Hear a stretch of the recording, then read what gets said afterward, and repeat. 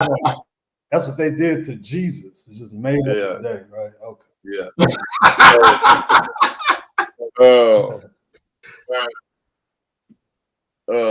Man, and just to say, man, again, we want to thank, his beautiful wife, man. We had a blast last night. Yes, sir. I mean, it was great to see, a bunch of, people and stuff that I probably, I think probably only ever see until Otis have a party. Yeah. But man, Galveston has some of the best storytellers around. I put up against anybody. The best. Yeah. Hey, Charlie Murphy, everybody. Yeah. Hey, Dave Chappelle definitely need to contact Crunchy and Chili when he ready to do another. But anyway, man, we got a great show lined up for you today. It's kind of something that's been, like the old people used to say, pulling at my soul for a while. And I think that, we caught the last day of the month to do it, but we'll get into that a little later. But right now we are going to jump into our blitz. And what's that about, Legend? We're going to talk about Coach Juwan Howard. Now, let me just lay out the facts before we dig into them, okay? So, and y'all correct me if I'm wrong, but these are the facts that I've researched on the game or the situation. With a minute to go, Wisconsin coach called the timeout with like a 14-point lead. We good? It was double digits. Correct. Okay. Good. Apparently, this upset Coach Juwan Howard. I guess he felt like, hey, why you doing that? You already beat me. You know the whole deal. So at first, after the game, Howard, he didn't enter the handshake line, but then he changed his mind like at the last second. Just go and walk through. Okay. Howard walked right by the Wisconsin coach, but didn't speak to him, just walked by. And then the Wisconsin coach went to go grab his elbow. I guess he wanted to talk to him or whatever. Right there, Legend. Hold on. Oh, okay. Right there. Fact checker. Don't touch me. You don't have the right to touch me. But we're going to get to it. I just want to go through the facts. Well, hold on. But before you get to that, from what I saw, it looked like they exchanged words and then he grabbed. Words were definitely exchanged, because why would the coach go up to him? That's the part that you said you saw that. I was going to talk about that. I'm assuming, we all assume Howard must have said something crazy to him right when that timeout was taken during the game. So why would the head coach from Wisconsin go and make that move to, work things out or whatever he was trying to do? But anyway, let me get through the facts first, y'all. So Howard, okay. So after that, Howard got upset, grabbed his elbow. Howard got upset. He grabbed his shirt, started pointing at him, got in his face. The coaches were separated by police, separated by assistant coaches and players. And then Howard slaps the assistant coach on the head. The one that ran up. Okay, he ran, right. Okay, so he ran up. Okay. Now, and we really couldn't see what he did. Did he put his hands on the man? And don't get me wrong, I'm not condoning what Juwan did, especially because as a coach, you're not just there paid to coach and win games. You're there to be example, lead young men. I mean, so don't get me wrong. Okay, we have to look at all that was involved in the heated moment. We don't know what was said between the two head coaches. Somebody run up. Yeah, sometimes it's just, a natural reaction. It is a natural reaction. But go ahead. But can I say this? Even though I don't give a care of what may have been said, if I disrespected you as a man, if I walk past you, I already said what I had to say to you. If I walk past you, and now that you grab me or touch me, by law, that's assault. So I have every right to defend myself. I'm not saying what he did was aggressive or what the coach did was aggressive that allowed him to be able to put his hands on him, but don't touch me. Right. Don't put your hands on me. Right. Don't put your hands on him. But as coaches, and all three of us have coached before, when you sign up for this role, you have a higher responsibility than an average person. You obviously possess certain ingredients to where you're going to have to deal with referees, you're going to have to deal with coaches, you're going to have to deal with players, you're going to deal with fans in the stand, or you shouldn't be in this profession. You got youngsters, even though this is college, you got young men, everybody's watching you. Yeah, the coach, he shouldn't have went to him, should have let Howard go. But at the end of the day, why is Howard so upset? Answer me that from the jump. Well, again, we don't know. Okay. All right. So he's upset about the whole timeout thing. Okay. But from that point, from the timeout up into the slap or punch or whatever you want to say it was thrown, we don't know what was said, man. We don't know what, because we're not right there. And so now it's kind of like, so listen to me, just give me a second to show you where I'm going. It's kind of like if I send you a text message, right? I can mean it one way, and this is us looking at it. We can see one thing, but something else transpired. So I can send you a text. You can take it one way, I can mean it another way, and now we have an issue. That's a good point. I don't know. You see where I'm going? Yeah, I see where you're going. We don't know. We don't know the context, how things were said. We was not there. But we all can agree that the response from Howard by him taking that, by the coach taking that time out, it sparked this whole situation. Why was he so upset? And to me, you causing a distraction by being that upset when the responsibility needs to be more so on you, your coaching staff, and your players on why you getting beat that bad. But you want to raise all this hell about the timeout.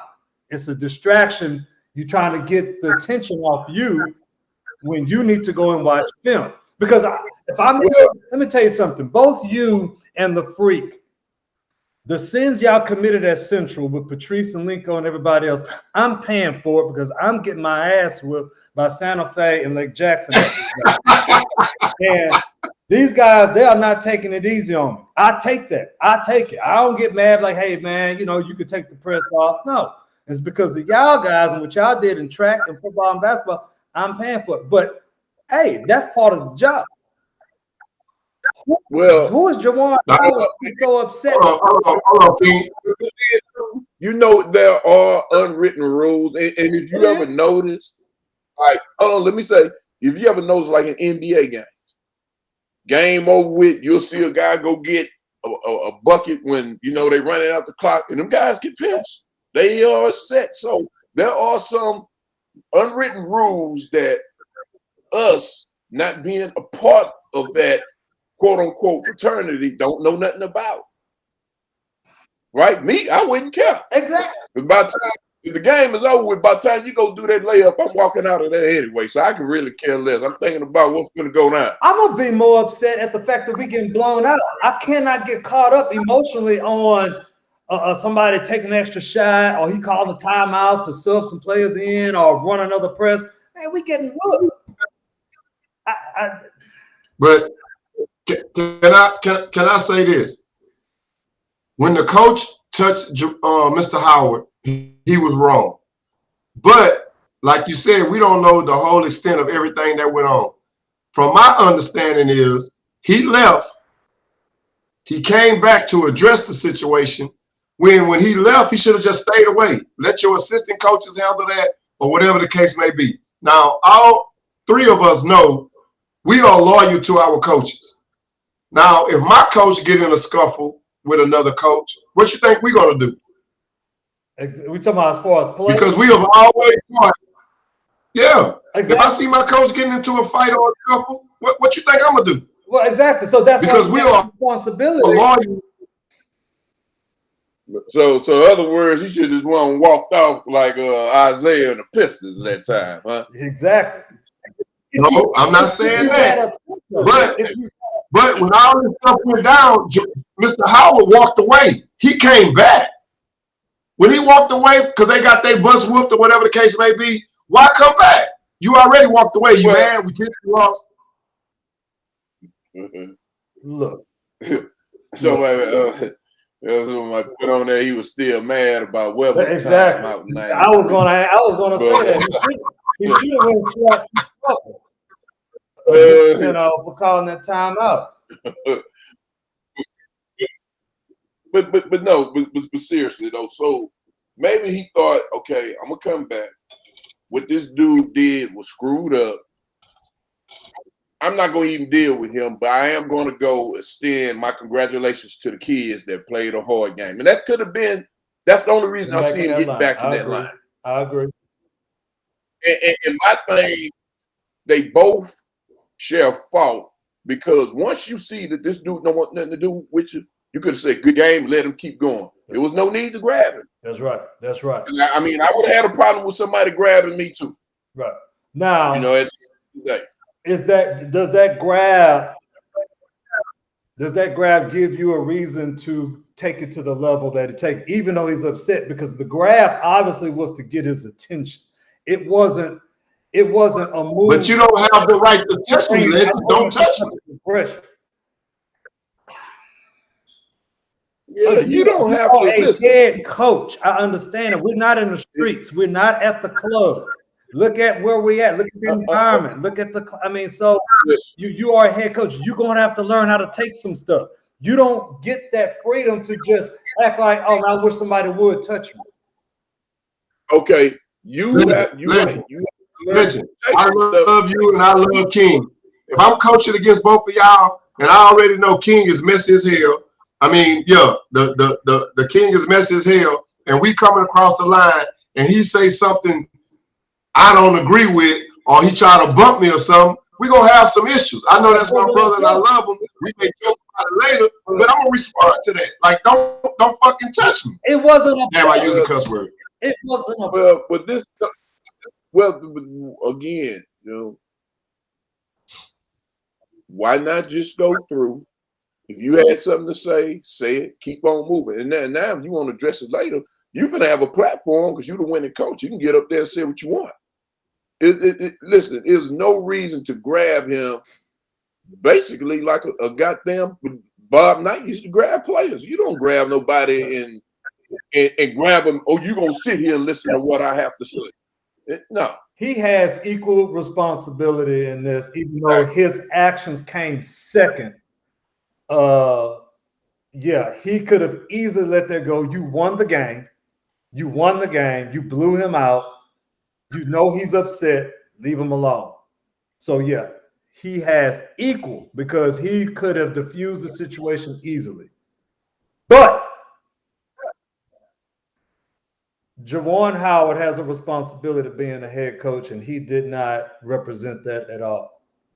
At all. I didn't see anything to where. Okay, but you're saying he didn't represent it. What is he telling the kids? If somebody touch you, you don't have the right to defend yourself. Or anytime somebody touch you, you need to just go about it and leave it alone. You do not have the right to touch anybody.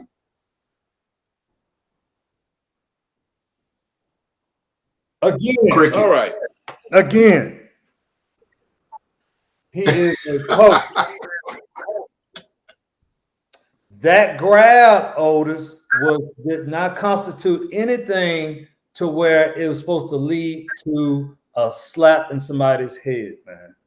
No way. So if we grab one of our student athletes, is it okay? So let me ask you this, Joe. So let me ask you this. When the guy ran up, and I'm not saying that he did, but letting this come out, let's just say that he made contact, that he did this, or he said some things, or I'm just whatever. Would that be okay then? I mean, let's say that he kicked Howard and we couldn't see. I mean, just anything. No doubt. This is where I'm going. had he never grabbed him, none of that would ever happen. Right. And that just is what it Right. is. It is what it is. But you, Actions, you got reactions. right. People are gonna react. Right. But you, And you have consequences from your actions. That was one of them. All involved, their actions led up to those consequences. Now you got players suspended, you got Howard suspended, and that's what it was. And I think that even though he shouldn't have got what Howard got, I think the head coach from Wisconsin should have been suspended at least a game for making initial contact. why? But why nobody is focusing on why are you so upset? Because see, I guess that's and maybe I'm being, I don't know, I'm putting myself in that exact situation and I'm getting my ass whipped by 14. And that's the part that gets me. Like, why is your focus so much on that timeout when it should be? Why would you unwritten rules, right? Again, unwritten rules. But listen, look what you asking of. You were about 14, 20 points, a minute and something left. Why not stall the ball out? Why you got to keep trying to score? I mean, you call a timeout. I understand some schools, they call a timeout because they want to get their freshmen in to get some run. I understand that. But you steady running up the score. We on national television. Are you trying to belittle me or he a black coach? He wasn't getting beat by 50. Tracy McGrady scored 13 points in 38 seconds. He could have came. Tracy McGrady was going on that field on that. But he would have scored 20 points in 10 seconds. Right, but that's okay. You add to my point. He was only down by 14. So my thing is if he was getting beat, there ain't no chance of coming back, legend. You down by 14, you're not coming back. Said Tracy McGrady scored 13 points in 38 seconds. There is a possibility it could be done. It ain't like he's getting beat by 25 points, 30 points. And then also what you have to, another thing you have to think about, had he already conceded. I can remember coaching and when I did coach select basketball, we were in the national championship game. We were up, similar situation. We were up by like 14, 15 points with like a minute left. The coach looked over at me and he was like, y'all got it. Mm-hmm. Back off, dribble it out. That's, and that was it. Yeah. He was like, but so with that being said, how would that have looked if I would have said, no, go down the lane, go dunk the ball now. You see what I'm saying? So, I mean, there are rules and we don't know. We don't know. And that's what I'm saying. So he shouldn't have grabbed him. He should have let Howard go. That to me. What I'm saying is he may be upset about the rule. He may be upset about, one of the unwritten rules that, that line was crossed. We don't know because we're not coaching in the Big Ten or NCAA, Hey, I'm coaching that 8th grade Central and I'm getting my ass whipped by Santa Fe and I'm taking it. I'm showing leadership. But would you let the coach come up to you? Wow. But would you let the coach come up to you and touch you? Would you let the coach come up to you and push you? Would you let the coach come up to you and say, we whooped your ass? It ain't like it used to be back in the old days. Right. I'm going to take his hands. I'm going to get his hands off of me. It stops there. At that point, I guarantee that's it. The slap comes after the fact. What is the slap? Yeah, but the slap came once all the mayhem broke out. The slap wasn't right as he grabbed him. Think about it. It was so he had time to cool down, and then he was like, "The hell with this! I'm finna get somebody." This is what I'm saying. So he grabbed him, right? Howard moved to get his hands out from him. They stood there for a second, exchanging words. No slap. Everybody came. When that guy ran up, that's why I said we don't know what he did, what he said, because his ankle was toward the head coach. Why the hell did he slap him? That's what really needs to be answered. Yeah. There's something called actually, King, he slapped the assistant coach. We got people posting. We got Mr. Boudreaux, but we got Mr. Boudreaux saying that He said the legend as a head coach needs to show leadership, which I understand he showed leadership. He walked past the gentleman, he had nothing to say to him. The gentleman came back to him, put his hands on his chest, and that's when me, myself, Howard didn't show leadership. I would have been like, don't put your damn hands on me. Then we got another viewer said, back when we played LaPorte in '87, did they have a legit reason to fight us? You know why they was mad? Because we was whooping their ass. That's why they mad. But the players, you can't put the players and the coaches on the same level. Somebody got to lead this thing. Somebody got to be able to swallow that. Hey. You know what? I'm going to take my team before they go to this court. He should, hell, don't even go shake their hand. Just take the team and do a Detroit Pistons and then go to the locker room. Well, I think that's what he tried to do it, but then he legend. I agree with everything you're saying. But I know for you and for the King, we would go through a brick wall for Coach Drones. If Coach Drones went to the middle of the field and that coach from the other team pushed him, I guarantee you our whole damn bench would have cleared.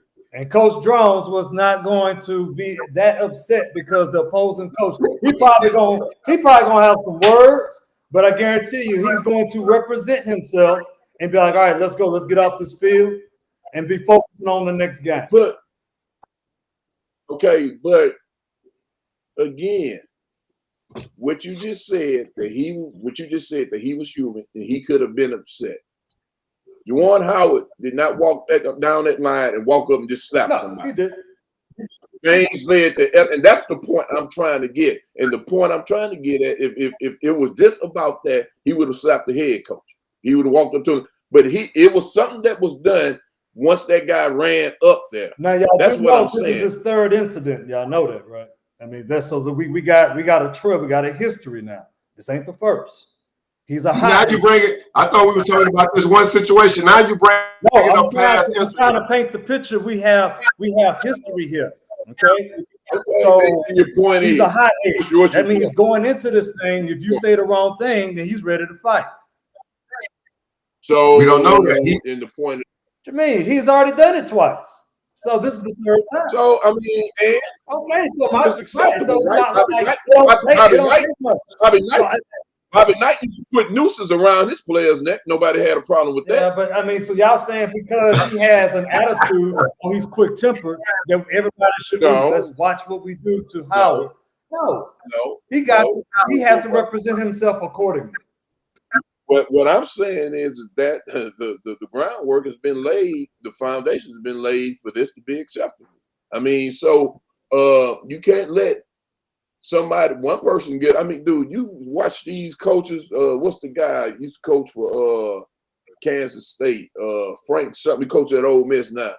Dude, that dude was a fucking maniac. Yeah. Was it Sutton? No, it was Frank something else. I mean, I can't think of his name. I had to. He was a coach when Beasley was there. But anyway. We in overtime, King. Yeah, we just gonna agree to disagree, man. So what we'll do is before we take this break, I have to say something, man, because it's being bought. Oh, we're not going on break. Yeah, I want to say this before we get into our show. My prayers go out to all the Ukrainians, and with Putin, he's the modern day Hitler, Osama bin Laden, and you shouldn't wish death on anybody. But him and the president from China, they both need to be simultaneously. The Navy SEALs need to go in and assassinate both of them. So Putin and the Chinese president? Yeah, the missile boy.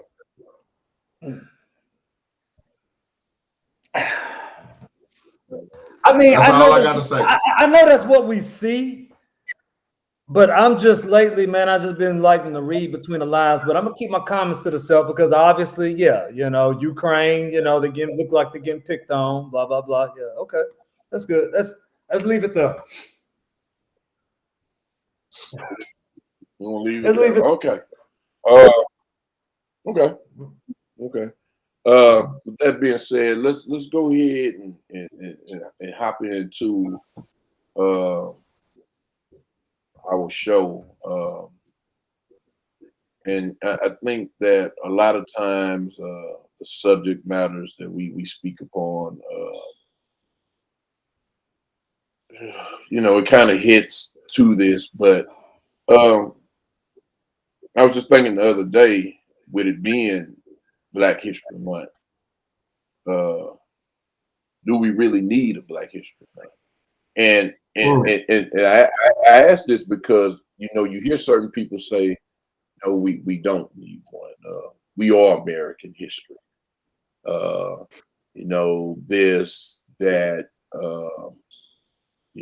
why do we should be celebrated all year, and we should, but we're not. It's a shame that so much goes untaught about who we are and our contributions to America, to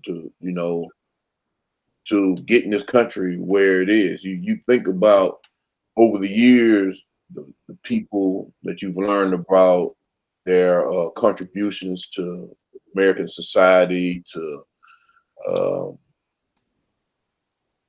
inventions. It's just so much hit. And now they're wanting to take it completely away.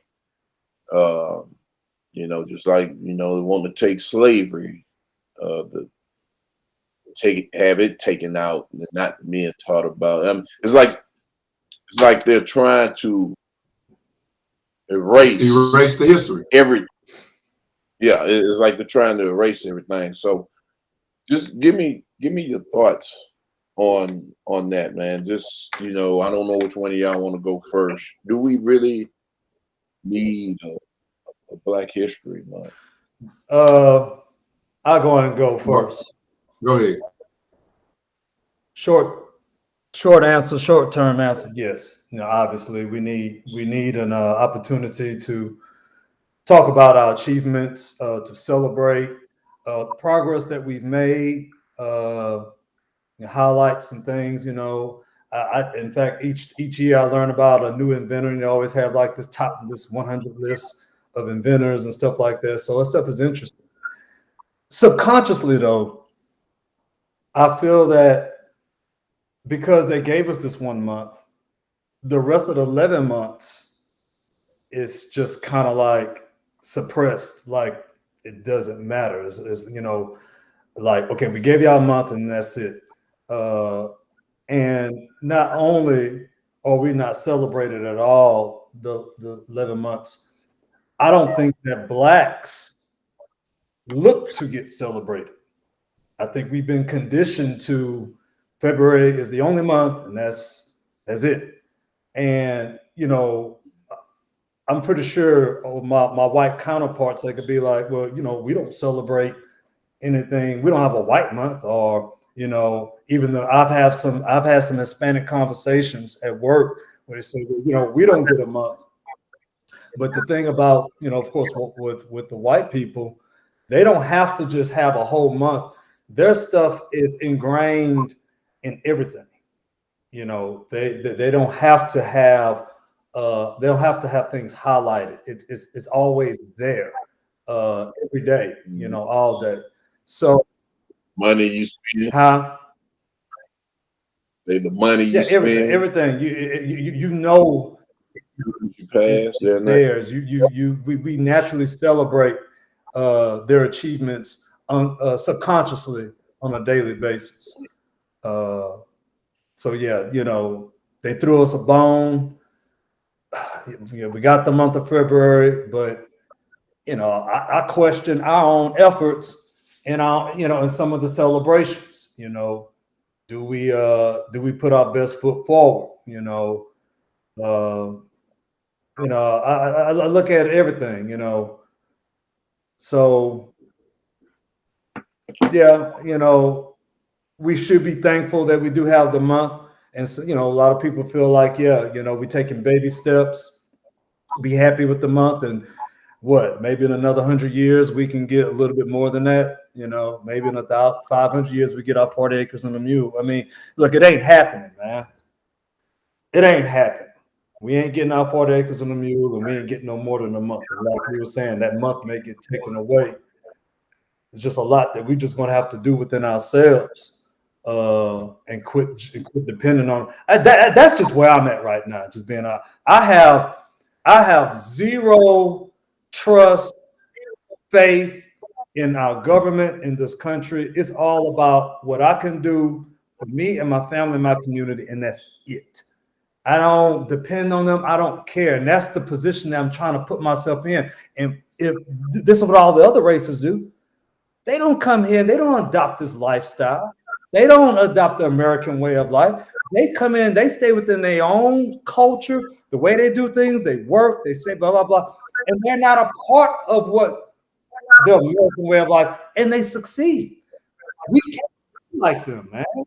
Yeah, the difference was when we tried to establish that. Exactly. I mean, you're right. So what do you do once we try? We have to keep trying, but I'm just trying to get away from the point of just depending on the government to do right by us. It's not that I'm giving up on the fight, because we got to keep working hard on Capitol Hill. We got to keep voting.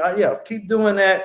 But my energy has totally shifted to me, my community, my family, and focusing on that. And if everybody do that, then we can grow. But we too heavily dependent on them to do right by us, and it's not happening. I'm not trying to be negative. It's a fact. It ain't gonna happen in our lifetime. So why are we beating our head against the wall trying to get them to do it?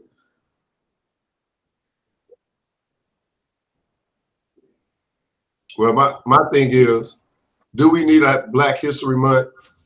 I think entirely we need a Black History Year. They gave us the shortest month on the calendar to celebrate Black history. And the thing is, and myself and the legend being educators, Black history is not being taught enough to me in the school system. As the legend said, they're trying to go away from it. They're trying to hide it. They don't want us to know about what happened to our ancestors and our grandfathers, our great-grandfathers of generations to come, like what happened. They only giving us a little of the norm of the things that happened in the past, when they're not giving us the actualities of everything that happened in the past. We don't know the dynamics of what people went through. We only know the dynamics of what they telling us. But with that being said, let me give y'all some Black history facts. And I've been doing this throughout the month of February, because as y'all know, this is my birthday month, and I love Black history because us three, we are history because of our ancestors and the things that they went through. But in 1833, Maria W. Stewart became the first Black woman to give public lectures. And we all know, when you would stand up on a podium and you trying to talk about the freedoms that you should have, you had the repercussions of being lynched, being killed, as a woman being raped, and nothing would even happen to you in the court of law. In 1902, the first Black soloist to perform at the White House was Marian Anderson. Now, we all know, to go to the White House, I don't know if he had to wear a black face, meaning paint on his face, the white lips, or whatever the case may be, or he was just saying, I want to be the first Black to perform at the White House, because a lot of Blacks don't be able to get to do that. We don't know the norm of all of that. A lot of people don't even know that we had a Black person to go to the White House to be able to perform. In 1964, Black women's rights champion Anila Julia Cooper died. Now, even though she was all about the Black women and the rights, we don't know what she had to go through, the fight that she had to go through, or how did she die? Did they kill her because she was standing up for women? Did they kill her because they said women ain't supposed to talk, you need to shut your mouth? Why you trying to be out loud, or why you trying to be vocal? We never know about that.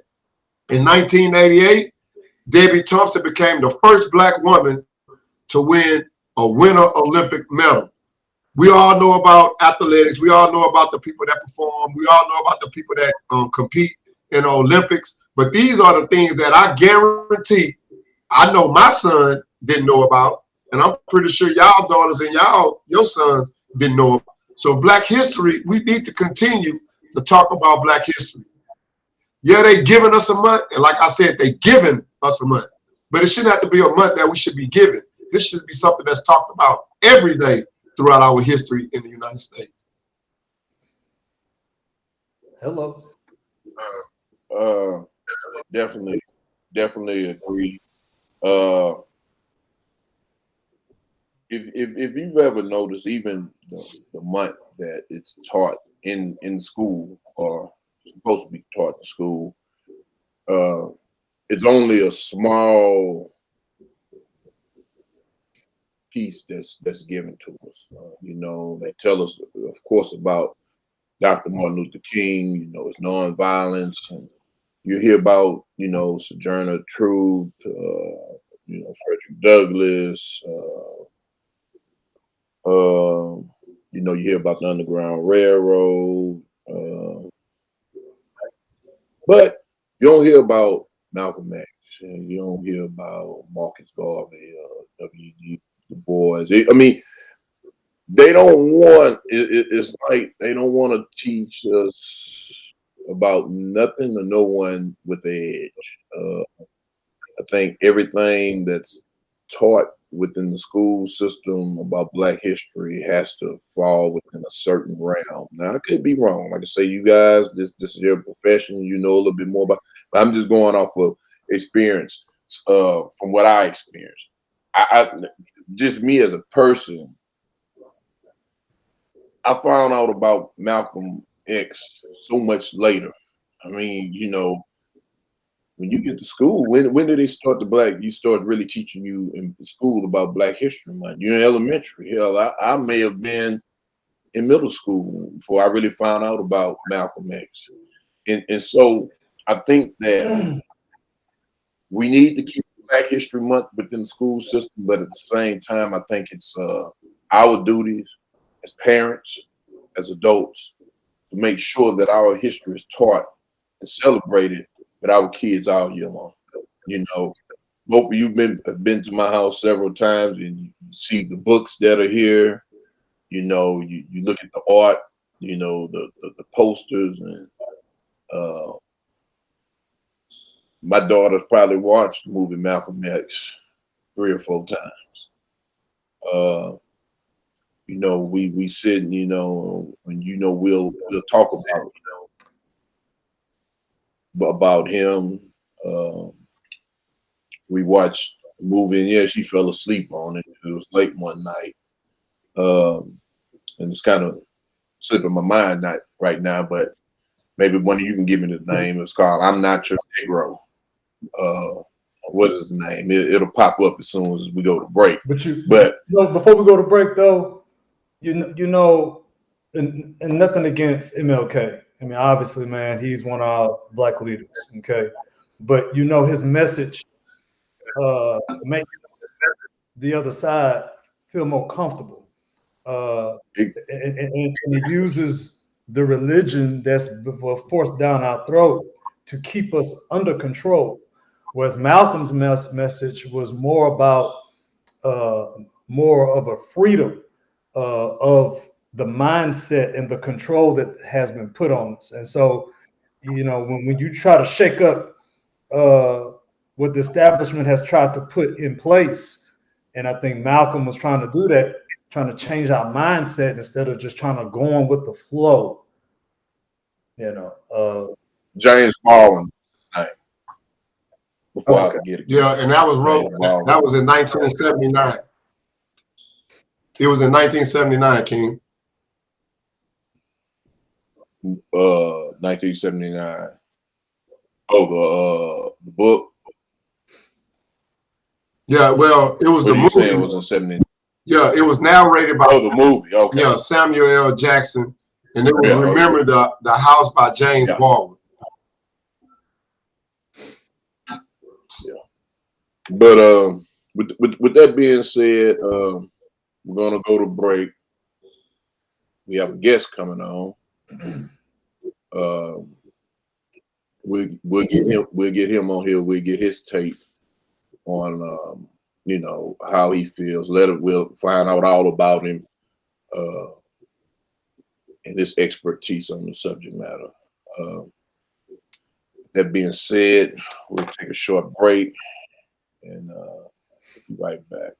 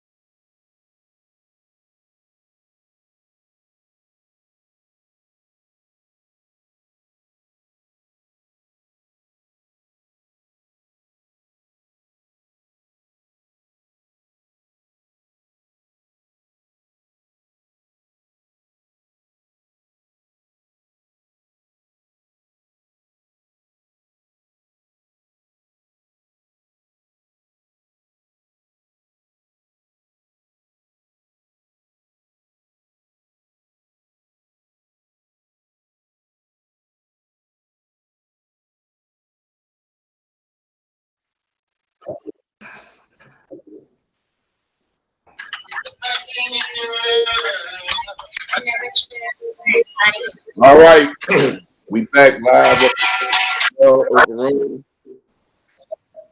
All right, DJ Zeke, gonna kill your music there. All right, go ahead.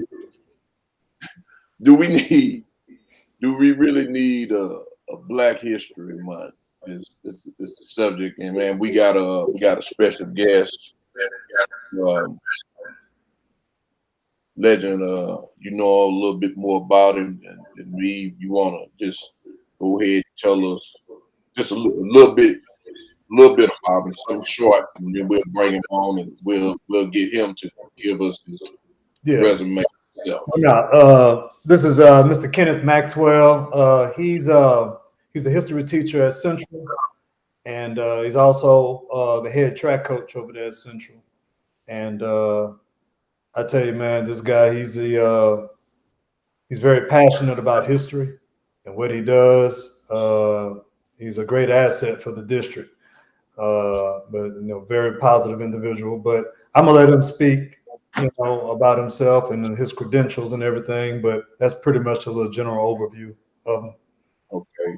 You see if I can get him back. I had him. It seemed like I lost him. So, all right. But until he gets back in, all right. It seems like we got him. We're gonna get some feedback, man, from one of y'all. It must be Zeke. What you got? I'm getting feedback from one of y'all. All right, man. Let's get the guests in, man. Yes. All right. Well, Maxwell, man, how you doing, man? Can you hear us? I don't know if he can hear us. I think he froze, man. Yeah, he's frozen. Is he? Yeah. Brother Maxwell, can you hear us? Yeah, he froze. Okay. Probably take him out, legend, and then bring him back in. Yeah. Okay. Let's try it again. The devil is a lie, huh? Okay, we good? Yeah. How you doing, bro? Can you hear us? Freeze up again. Yeah.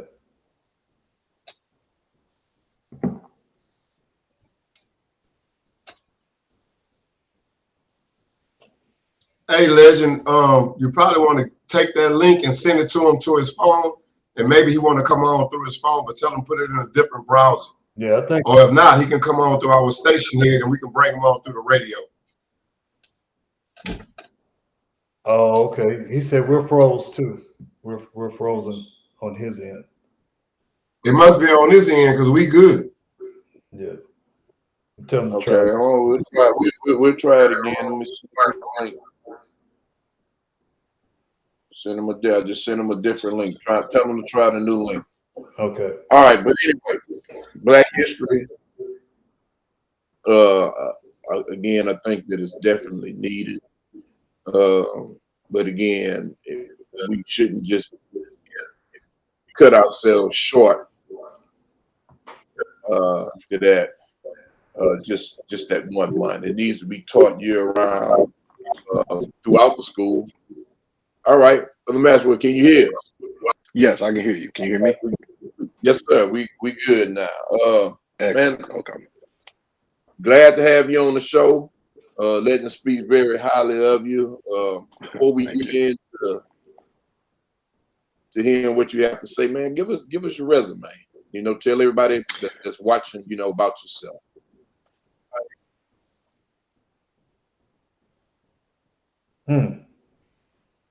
They freeze again? Yeah. He froze up again. Yeah. Legend, see if he can come on through our radio station.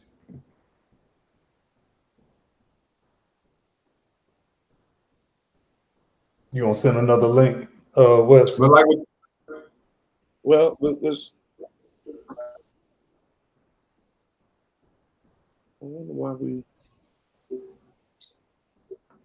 Hey, like you were saying, do we need a Black History Month? I agree with you on that, King. I think it needs to be taught throughout the year. Hello. Then, if you talk to any of our kids today, I guarantee you, when it's Black History Month, some of them probably don't even get any lessons on Black history or even being told about Black history. Well, he froze again. So yeah, let's see if we can get on.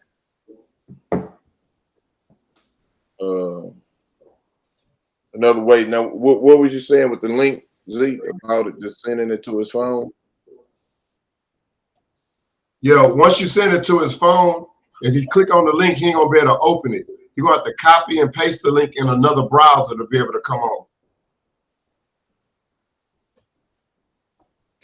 So that same link that you sending him on Messenger, he can copy that on his phone and put it in another browser, and then he'll be able to. Oh, I see what you're saying. Anyway, let's just continue to try to work on that. We'll try to get him in at some point. But until we get our guests on, I have a question. I have wrote a couple of things down that I wanted to address on the show, and I just want to get y'all take on it. My first question is, do you all know, or is it a Black history in Africa? Oh, and you said Africa? Yes, sir. Good question. I haven't heard of them celebrating Black history. I mean, obviously, I don't think they have. I don't think so. I mean, Black history, I mean, it's all around them. I mean, they don't have to. They're. I mean, except for South Africa, but most of the continent of Africa, I mean, they're able to, pretty much promote and put their stuff out there on a daily basis.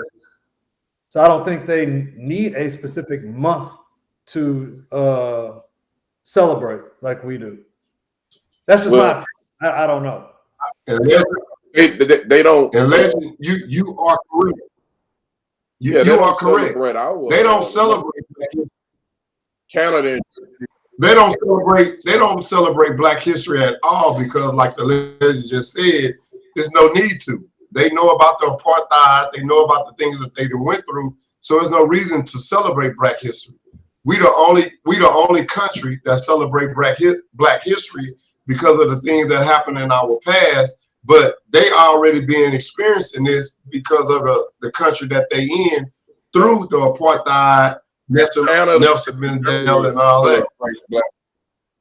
Celebrates Black History Month also. Who does? Canada and Germany. Canada and Germany. They don't? They do. They do. They celebrate they celebrate wow. Black history. I wouldn't have never thought that Germany would celebrate Black history as well as Canada. Well, let me take that back. I can believe Canada because a lot of the slaves, they migrated to Canada. That's right. Because they left the States not to be in slavery. So I can believe that one. Right. Right. Did y'all know that Ukraine is a racist country? Just thought I'd throw that out there. Oh yeah. I did not. I mean, I did not know that. Did you know?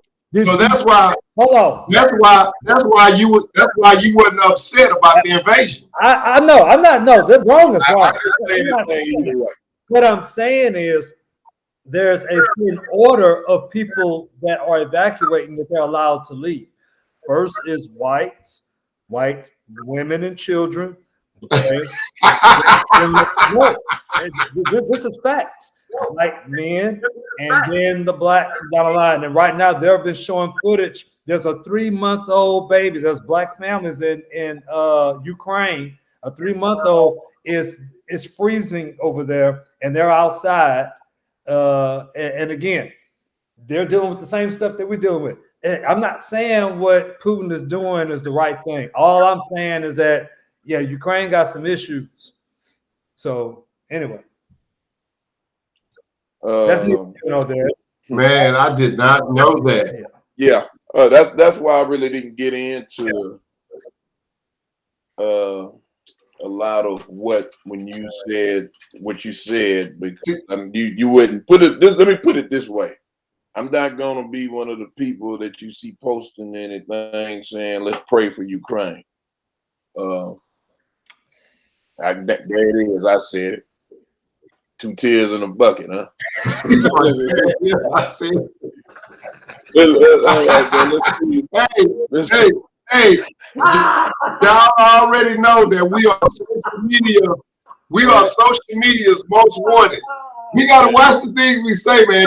They trying to get us off the air. Hey, check the shirt, man. Oh man. I'm just saying. Now, until we get our guests on, if we can't get our guests on. Look like you froze already. Froze again. Yeah, we're gonna have to try. I have another question. Legend, see if you can come on to our radio station. But I have another question for you too. Do you all think that Black history is taught enough in our public schools?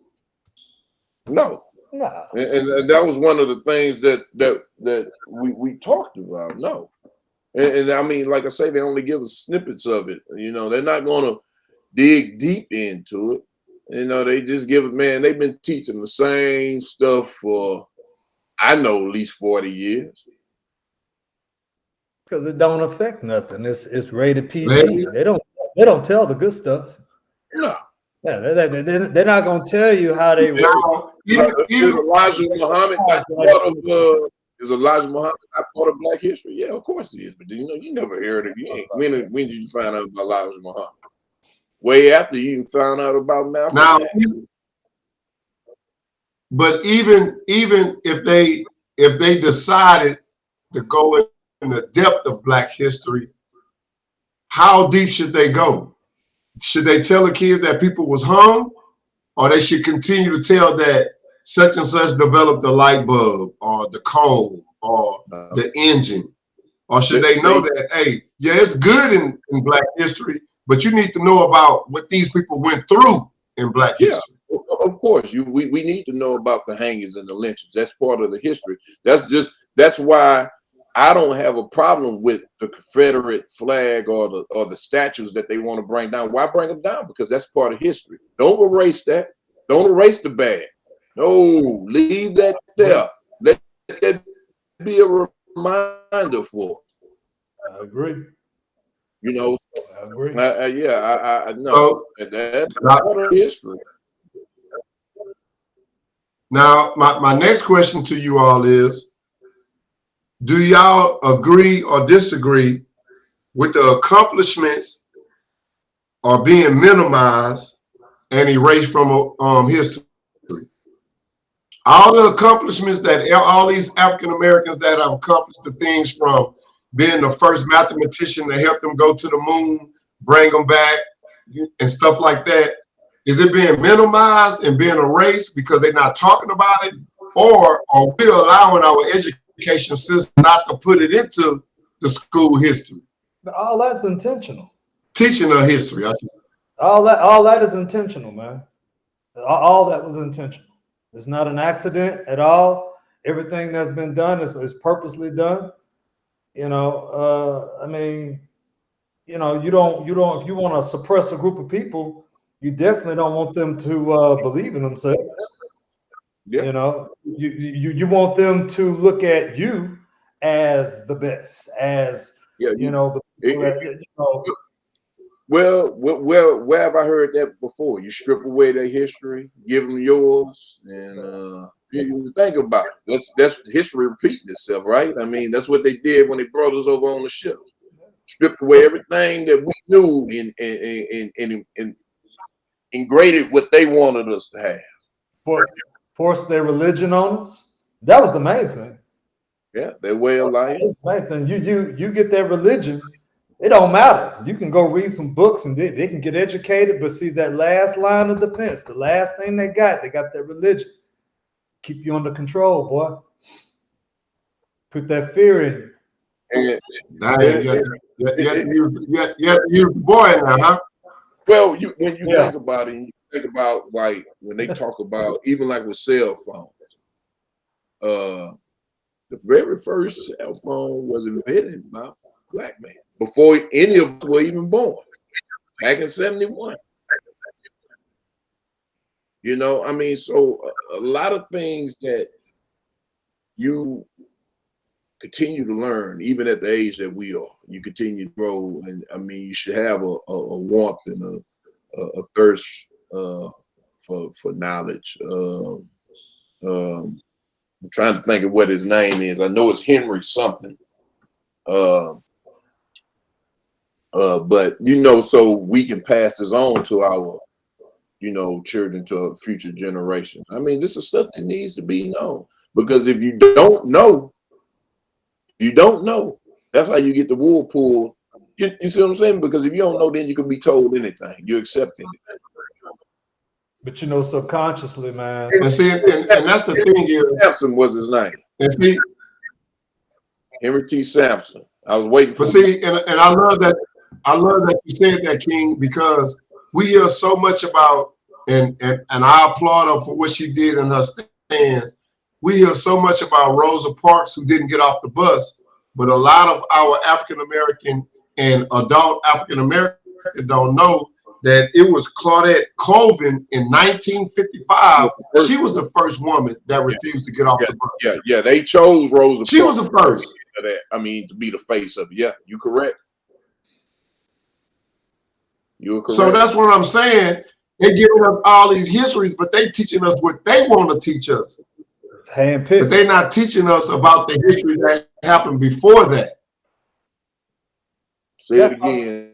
That's why subconsciously. Now, Miss Claudette Colvin, God rest her soul, and her family, I'm giving high praise to you all. We don't get to hear about her because this always was Rosa Parks.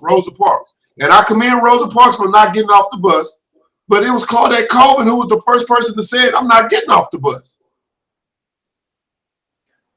Subconsciously, man, they got us thinking that the only thing we can do is dunk a ball or catch touchdowns.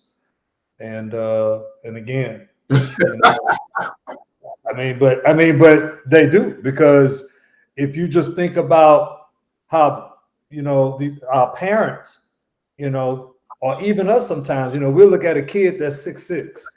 We ain't about to say, man, that dude can probably be a good IT guy. Oh man, immediately we go with the physical, and that's just been kind of ingrained in us. And that's pretty much, if you know, if we're a certain height and a certain build, you know, it's all about sports, because that's what they have allowed us. Well, that's the way they looked at us, right? When they get ready to choose. Exactly. I mean, come on. Exactly. When we walked across that stage, oh yeah, that's a big buck right there.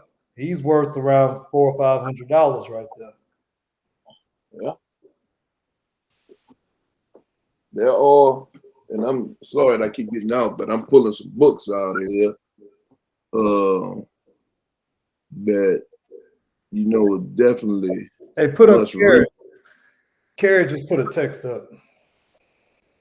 Let me get back to it. Yeah, I just saw that. Hey, before the legend, for King read that's just like the Alabama church bombing. They was talking about the young ladies that got bombed, but they never mentioned the young lady that went to the restroom and the bombing went off. They talk about the 3 little girls, but actually it was 4. She was in the bathroom, the bomb went off, she lost her eye, and I think she was the last living that ended up passing away before the other three young ladies, but they don't tell you about that. And that's what I'm saying. They're giving us the history that they want to talk about, but they're not giving you the full history of everything that happened.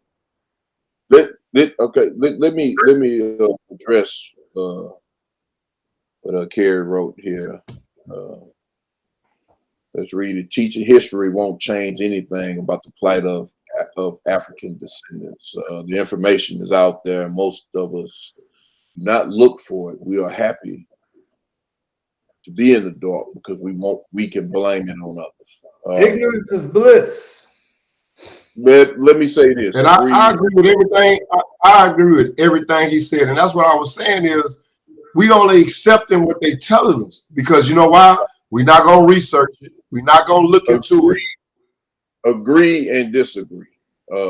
We do need our history because if you don't know which direction you're coming from, you don't know where you're going. You know, I'm sorry. I'm a firm believer. I need to, because if you don't know, you can fall for the same thing, right? History is a reminder. It's a teacher. It's just like going put your hand on a hot skillet on the stove. That history reminds you not to go down that route again, go down that road again. So I think you do need history, but I do agree with about a lot of us are happy with being in the dark, and we want to put the blame on others. We like staying in the matrix. Okay, go ahead. Man, oh, you promote your show? You promote your show?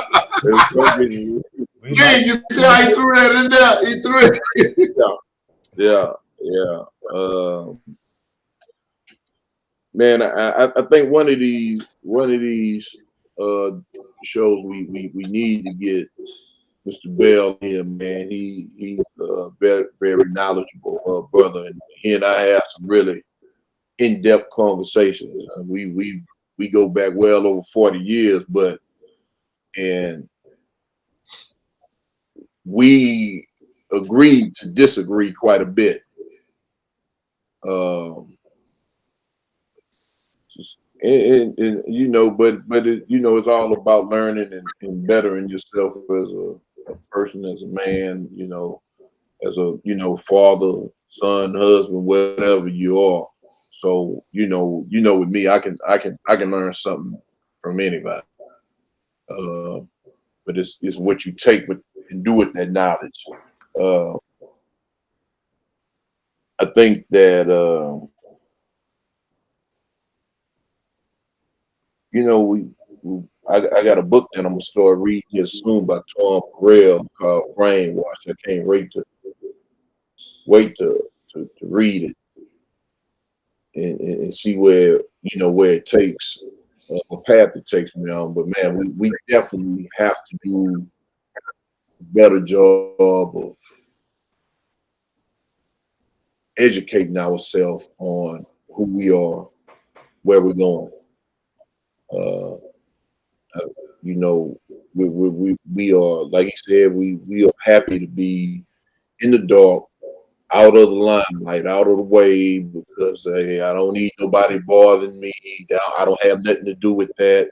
You know, that don't have nothing to do with me, man. I got me. I got, you know, my family. I'm taking care. But what happens when that rolls up and knocks at your door? Right. Then what? And we want the masses to come out and support us, right? Yeah, now you want to protest. But that's a good point, though, man.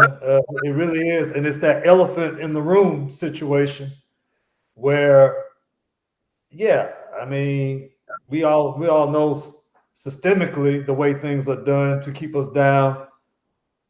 But when do we start taking responsibility, man? And you can't blame it on the fact that, I mean, hell, knowledge is a push of a button. They can't keep us from it no more. They can't close down the libraries. They can't say only whites only. It's a push of a button. It's on your phone. It's on your laptop. It's everywhere. All information that you need. Again, we want to stay comfortable. We want to stay in the matrix. We want to live this life a certain way. And that's why I keep saying ignorance is bliss. It's bliss. Make you feel comfortable.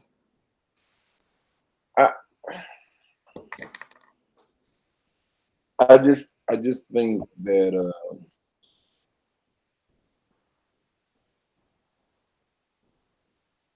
at some point we all have to, and then back to what Kerry said, pretty much accept responsibility on shedding light on the situation, getting out of the dark.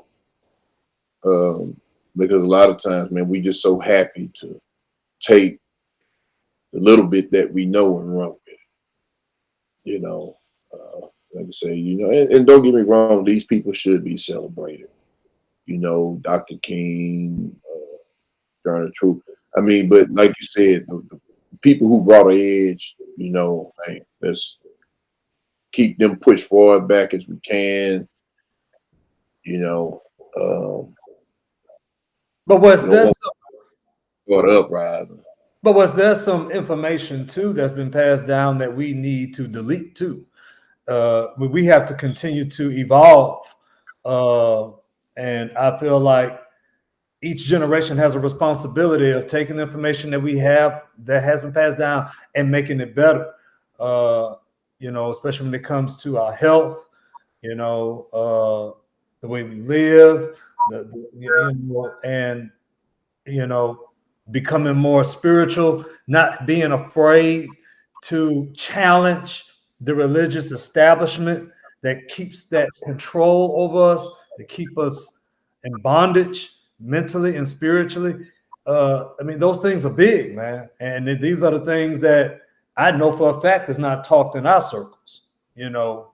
And that's what I'm saying. And they're not taught in the school. We got to get it. That's what we got to evolve, you know, and change. Because the mother races, man, they're at least 200 or 300 yards ahead of us right now, man. Where does the change start? And let's just think. And don't get me wrong. When you look at when we get together, I'm not talking about we as us three, because most of the time it's about this. But case in point, even though I had a well time last night,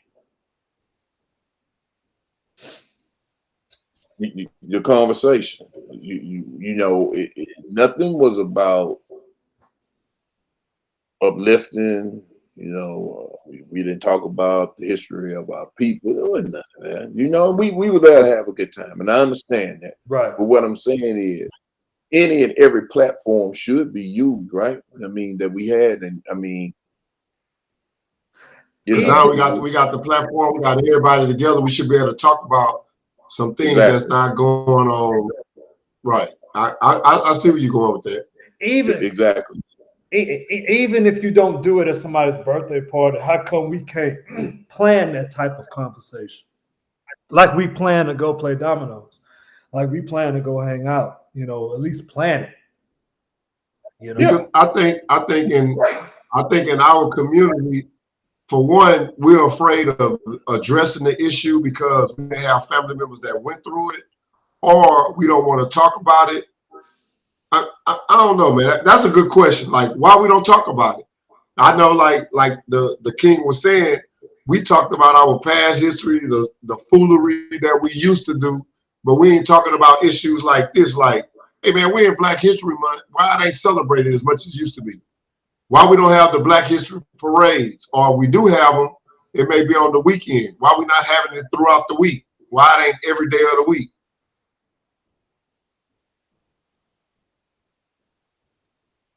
How come there's a half-ass effort to put the parade on? Hey, Mr. Bell, Mr. Bell going in. And it's like, really, man? Like, you know, that's it. You know, it's just the effort, the intention of it is not as passionate as what the others do when it comes to parades on the 4th of July, Memorial Day. Obviously, they got the resources, but I'm just saying, I don't see that same passion and effort on ours. And I'm not blaming the people who's doing it because it's probably just a small percentage of the ones that's actually putting it on. So again, we need all hands on deck. And I'm talking to myself as much as I'm talking about everybody else, because I'm just as guilty. When you guys are bringing up, well, how come we don't have these discussions? Yeah, I'm thinking about my own mindset. Like last night, I wanted to hear them stories. That was funny. I mean, it was, we talked about each other and we laughed at each other but was it positive? But did we grow from some of it? No. But that's the thing about leading and leadership, man. It's uncomfortable sometimes, and I guarantee you all it would have taken was one person to change the whole mindset and the whole aura of that room in there. That's all it would have took. Bring it up one, I guarantee you, because 95% of the people that were there that we came across within that room, at some point in time, I've had one of those conversations with. And we all know how Uncle Steve is. He definitely would have set it off had it been brought up. He would have loved to have that conversation. And that's what I'm saying. So, but that's part of leadership, and sometimes you have to dare to lead into that discussion into that realm of things. But like I say, it was comfortable. We were having fun. A lot of people might say, "Oh man, that's not what we're here for." But it's kind of like that. You go to church and they tell you that anytime 2 or 3 gather in my name, you have a church. So anytime you get a couple of people, you can have that conversation.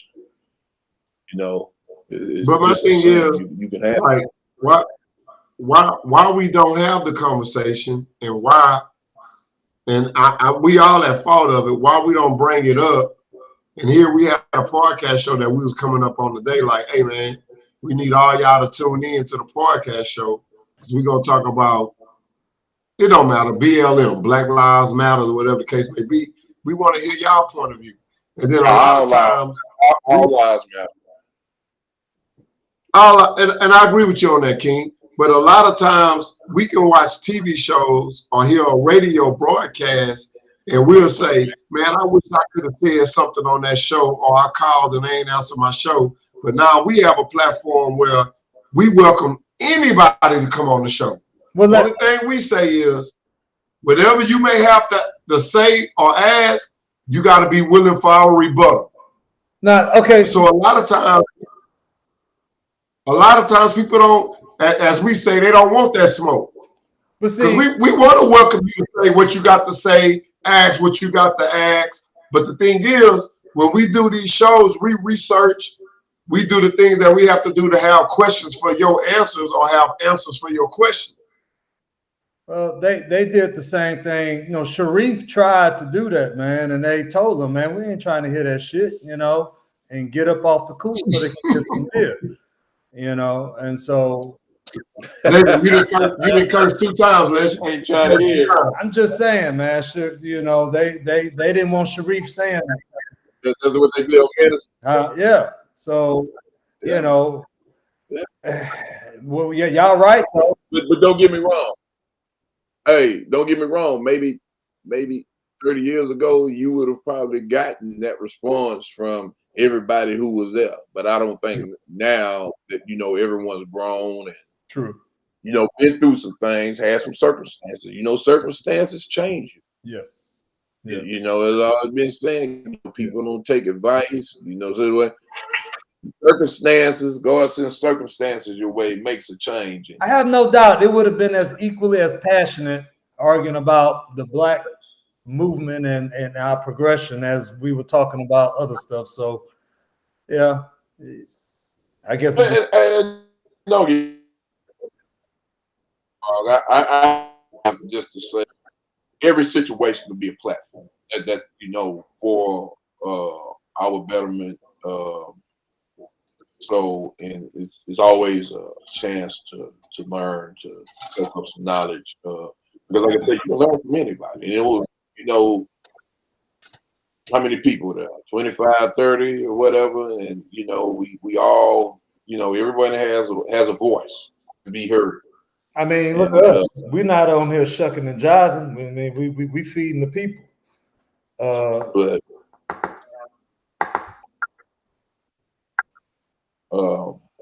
I definitely, like I say, man, I got a couple of people that I definitely want to bring on the show and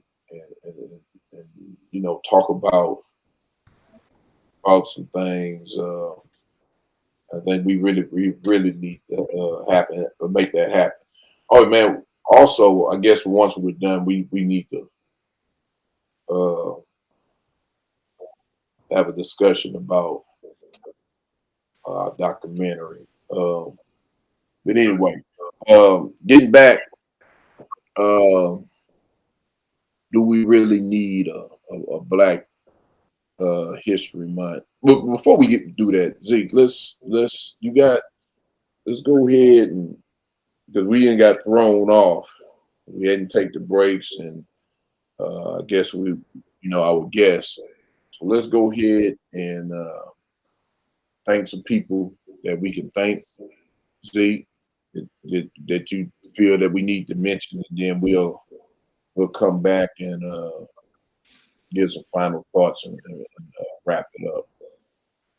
Hey, one thing before we do all of that, we had I don't know if you want to play it or not, but the video that we had when Mr. Morgan Freeman, that he said, I think 3 years ago, when he gave his statement about Black history, if we need it, I think that could be something that can be played if you choose to play it. But before we do that, let's give some birthday shouts out to some of our followers that's birthdays on this day. I'd like to say happy birthday, Lakeisha Williams, Shanika Washington, Rhonda Kennedy, Candy Anderson, LeVar Boyd, Oquila Davis, Megan Rowe, Antoinica Matthews, Ashley Nicole, Miss Quanchelle Davis, Ruthie Hannigan, Kiera Johnson, David Smith, and Alicia Ashton Patina. Happy birthday to you all. We really appreciate y'all following our social media platforms, whether it's Facebook or Instagram. And to our followers that's tuning in, please subscribe to our YouTube channel, which is The Upper Room. Look for the 8-ball logo with the UR in the middle. Please follow us on Instagram, which is The Upper Room. Follow us on Twitter, Upper Room 19. And be sure you follow us on our podcast radio station, which is Stationhead. Download the app and follow The Upper Room. With that being said, we want to give our shouts out to Visit B Cab Stand, Daiquiris to go on 4028 Way in Galveston, Texas. If you're ever in Galveston and you need a nice drink, please stop by there. Portrait Photography, Kimball Anderson and Donnell Bennett, 4-Minute Offense. They normally on Starcade Media, which is on YouTube, during the football season, based off the NFL. National College Service, The Pleasure Box, which is also on Facebook, Instagram, and YouTube. Picture Perfect Photography. Tommy Napoli, The Personal Chef. If you're into eating healthy and nutritional food, please follow him on Facebook. Eugene Productions. And with that being said, Meek and Zeke also on Stationhead as well as on Facebook. Was that your personal birthday list? Well, where did that list come from? I did not know one person that you named. Did you just where you get that from? Legend. These are people that follow us on our Facebook and our social media. Well, happy birthday to them. We gotta give shouts out to the people that are following us. With that, you named like 20 people. I'm like, I didn't know not one person, man. So I didn't know if you was just grabbing names out of thin air. But I mean, that's fine. Well, these are people that follow us on our Facebook. Go hang out and sign have a book signing, kiss some babies, and shake some hands so you can know the people. You know, that's what we're talking about, right? Right. All right. Well, hey, Legend would be the great person with that. Hey, before we take that break, y'all all know that I'm a leap year baby. It's your boy Zeke the 5 Foot Freak. If you want to send me a $12, I'm only 12 years old, a $12 cash app to $Drism82, feel free to do that. See how I threw that little promotional ad in there? All right. I don't even think we need a break. Let's No, we don't need it. Yeah, let's go ahead. Let's go ahead and get some final thoughts here. We got thrown off a little bit by not able to get our guests on, but before we go into final thought, what I would want to do, man, is maybe reach out to them. We can see that if maybe we can get some kind of a Q&A session with him, because I really want to hear, what he has to say. Right. And maybe we can go back later and post. Will do. And I would love to do that because I have a guest. I have a guest that I want to bring on by Mr. Raven Kimball, and he's a gentleman that went to Selma. He went to the museum, and at this museum, they don't allow you to take pictures or anything. And one of the interesting things about this museum, he says they have all the pictures of every African, well, I ain't gonna say every, of majority African American, what and how they was killed. And that's something that you don't get to hear about. So it can be something as simple as pointing at a white person, they got killed or hung, or they went to school with a white person and walking with them on the side of the street. And the white person is cool with this individual, but the whites didn't like that and killed or hung them.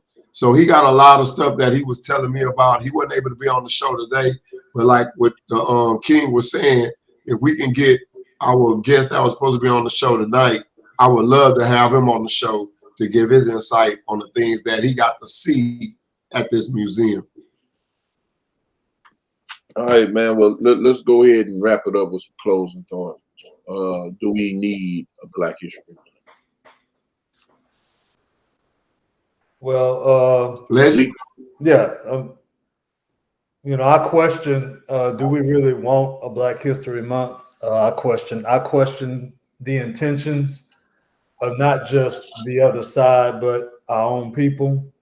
We're in a tough spot because unfortunately we have to take what we can get, but we have to care about our history, and we have to be intentional about it, especially about the progress. We have to want to know about our history, not out of obligation. And again, it's all about intentionality. Sometimes I think we just do things out of obligation because that's what you're supposed to do, and that attitude and that effort shows. And so I think we just need to be more genuine and sincere in our efforts on what we're really trying to do, and quit trying to fake the funk and front to people. So unless that energy changes, we can pick it all day, but we see it in some of our celebrations, the half-ass effort. We don't show up to it. On top of that, it's a horrible representation. A lot of times we feel like we got to be entertained though to even support it. So should we judge the program if we feel like it's too ghetto? Again, get out there and help. And I'm guilty of that myself. But, we real quick to throw that picnic blanket out for Memorial Day and July 4th and put a lot of effort into it. And it ain't got nothing to do with us. Ain't got nothing to do with us. The Juneteenth, we just kind of like do our own thing. But anyway, that's just my take on it, man. I feel like it needs to be more responsibility on our end. We know what the other side has done, is doing. What are we going to do? And that's it. My take on it is I think we need to push Black history even more. I think the reason why it's not pushed in the education system because we have a lot of the new babies in this generation that's not even questioning it or asking about it. They so comfortable with wearing the tight outfits, getting on Instagram, modeling, sending out pics. But then when you talk about Black history, the only people they know about is about Dr. Martin Luther King or Rosa Parks, but they're not going deep into the history. I think that's our fault as an African American community. I think that's our fault as parents, as educators, because when you go into the school system and we have Black History Month, they're only giving you a little bit of what they want to give you. Yeah, they'll say we're going to talk about Black History Month through the month of February, but they're not talking about every and anything, and it needs to be talked about. Black History Month shouldn't be limited on just 1 month of Black history, when I think it should be in the education system throughout the year of Black history. It's our fault. We're not teaching enough about it. We're not learning enough about it. It's deeper things that happen in Black history amongst African Americans, from lynchings to killings to people trying to segregate the schools, going into different diners and all that type of stuff. So it's our fault. And then we only let our government and our nation only minimize on what days that we have on Black history. I think Black history should be, when you say a national holiday, I think everything should be shut down. You shouldn't have to be able to go to school. The banks should be closed, just like they have President's Day and all these different type of holidays. And then not only that, if you choose to take off work, why can they fire you or say we're going to document your time? But it's supposed to be a national holiday. These are all the things that need to be brought to the forefront. Until that happens, you can give us the Black History Month. You can say we recognize in Black History Month, but you're not giving us the month. You're not giving us the history of things that happened and things that had occurred during slavery. Now, they did give us Juneteenth. They gave us that. That's the national holiday. They did give us that. Yeah. But they gave us the national holiday, legend. But how many people still have to go to work? No, I think they're giving them that off now. Yeah, it's a national holiday. Yeah, we don't get that day off. They say it's a national holiday, but you still got to go to work. No, and then if you don't go to work, they document you. So should I be able to sue them? They're giving them the day off from work. It's going to be one of those days. Well, and don't get me wrong. I mean, you're right, but you know, at the same time, it's going to be hard because once you do that, then you're going to have someone pop up and say, "Well, I don't get St. Patrick's Day off from work or whatever other BS that they got." So anyway, I don't get Cinco de Mayo off. Yeah, Black History Month is still needed to be recognized, but I think we need to do a better job of teaching Black history year round, and it's going to start at home. It's going to start with the parents. I think that's why it's such a big gap, because when we were growing up, even though we weren't taught about it in school, I know I learned a lot from my grandfather, and he taught me a lot about certain people, and and what this, that, and the other. My grandfather was a huge baseball fan, and I always wanted to know why he liked baseball, but he loved the Dodgers, and I'm like, why the Dodgers? And then of course the Stewart Jackie Robinson came in. That they, but so history, our history, Black history is American. It shouldn't be a divider. We should be taught and celebrated. I mean, it's a lot of stuff that you can't talk about